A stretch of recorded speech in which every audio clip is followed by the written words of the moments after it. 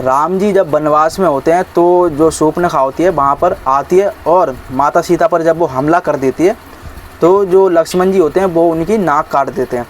अब जो शूर्पणखा होती है वो तिल मिलाई हुई पहले तो खरदूसर के पास जाती है। अब जो खरदूसर थे वो अपनी बहन का जब ये हाल देखते हैं तो राम जी से युद्ध करने के लिए पहुंच जाते हैं। अब जो खरदूसर थे वो राम जी से जब युद्ध करते हैं तो राम जी के हाथों से वो मर जाते हैं। अब जो शूर्पणखा थी वो जाती है रावण के पास। रावण जो कि अपनी ज़िंदगी बहुत खुशहाल तरीके से जी रहा था, वो जो कि रामायण की खलनायिका जिसे शूर्पणखा भी कहा जाता है वो रावण के पास जाती है। और जब रावण शूर्पणखा को देखता है तो वो कहता है कि तुम्हारी ये दशा किसने की। तो जो शूर्पणखा होती है वो बताती है कि वन में 2 युवक हैं और उनके साथ में एक सुंदर स्त्री भी है और उन 2 युवक में से ही एक ने मेरी नाक काट दी है। अब जो शूर्पणखा थी वो रावण को इस तरीके से उकसाती है कि जो रावण था जो अपनी ज़िंदगी खुशहाल तरीके से जी रहा था वो मामा मारीच से सहायता मांगता है और मामा मारीच जो कि सोने का मिर्ग बन के जाता है और जो माता सीता होती है राम जी को उनके पीछे भेज देती है और कुछ समय पश्चात जो लक्ष्मण जी होते हैं वो भी पीछे पीछे चले जाते हैं। अब जो रावण था वो जो माता सीता होती है उनका छल से हरण कर लेता है और अपना वेश बदल के आता है और माता सीता को वो चुरा कर ले जाता है। अब जो कि श्री राम थे वो रावण को बहुत समझाते हैं कि तुम माता सीता को वापस कर दो। हनुमान जी भी जाते हैं समझाने के लिए, लेकिन जो रावण होता है वो नहीं मानता है। रावण क्या गलती करता है कि ये तो सामान्य मनुष्य है, ये मेरा वध कैसे कर सकते हैं, इसलिए वो अपने अभिमान में जो माता सीता होती है वो उनको वापस नहीं करता है। अब लेकिन जो रावण था जैसे ही जो उसके जितने पुत्र थे वो मारे जाते हैं, भाई मारे जाते हैं, तो जो रावण था वो स्वयं जो कि राम जी है उनसे युद्ध करने पहुंचता है।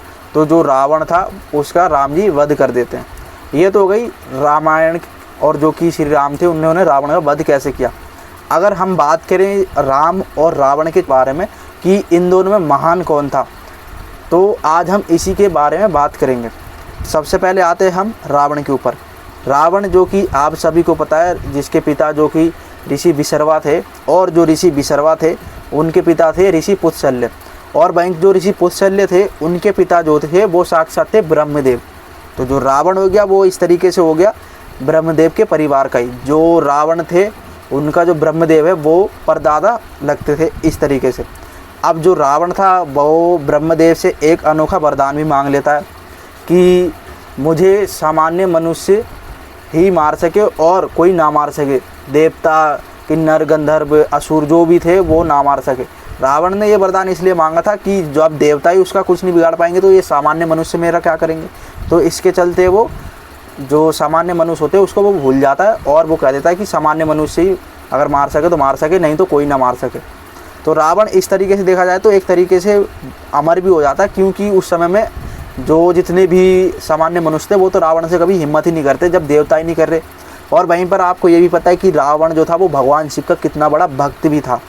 भगवान शिव को कहा जाता है कि उसने तपस्या में भगवान शिव को प्रसन्न करने के लिए अपने सिर भी चढ़ा दिए थे एक एक करके।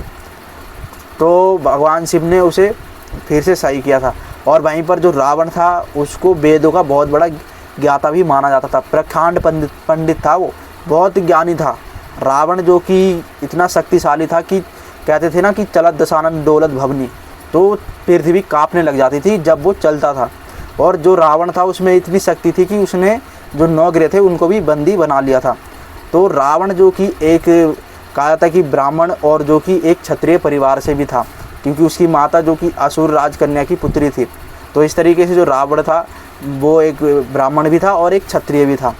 अब आते हैं हम भगवान श्री राम के ऊपर।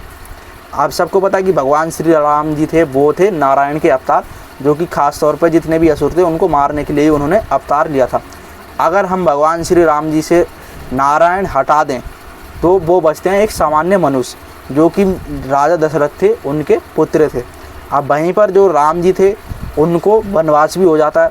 अब वो आ जाते हैं अपनी बिल्कुल ही सामान्य अवस्था में, जो कि अब राजा भी नहीं रह जाते हैं, क्योंकि उनको राज्य मिलने वाला था लेकिन माता कैकेयी के चलते उनको राज्य नहीं मिलता और उनको वनवास हो जाता है।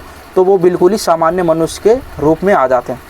अब जो रावण था वो माता सीता का हरण कर लेता है उसी सामान्य रूप में, लेकिन वो ये नहीं जानता कि ये नारायण है साक्षात। अब जो राम जी थे वो समझाते तो हैं, लेकिन जो रावण था वो नहीं मानता है, अपनी शक्तियों के चलते, अपनी शक्ति के अभिमान के चलते वो नहीं मानता है। क्योंकि देखो रावण तो सबको पता ही कितना बड़ा ज्ञानी, कितना शक्तिशाली था। तो जो देवता थे वो भी कभी हिम्मत नहीं करते थे कि हम रावण के खिलाफ युद्ध करें। तो जो रावण था इसी चलते वो श्री राम को नज़रअंदाज भी करता है। लेकिन जो राम जी थे वो साक्षात नारायण के अवतार थे।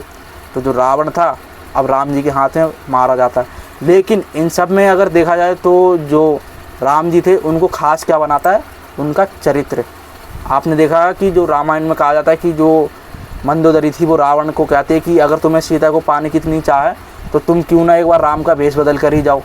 तो जो रावण होता है वो कहता है कि तुम्हें क्या लगा मैंने ये प्रयास नहीं करा, मैंने ये भी प्रयास करा, लेकिन जब मैं राम जी की वेशभूषा में गया तो मुझे सब में माताएं दिखने लग गई। तो आप देख सकते हो कि जो राम जी थे वो उनका चरित्र कितना शक्तिशाली था।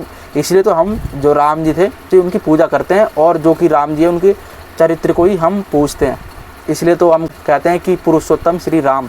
अब जो रावण था वो अपने चरित्रहीन था और वो अपना चरित्र खो देता माता सीता का हरण करके। इसी के चलते जो रावण था उसका वध हो जाता है। अगर बात करें हम दोनों की महानता में तो देखो रावण बहुत महान था श्री राम से, लेकिन श्री पुष्प चरित्र अच्छा नहीं था उसका, जिसके चलते वो मारा गया। और भगवान श्री राम का चरित्र बहुत अच्छा था जिसको आज भी हम पूजते हैं।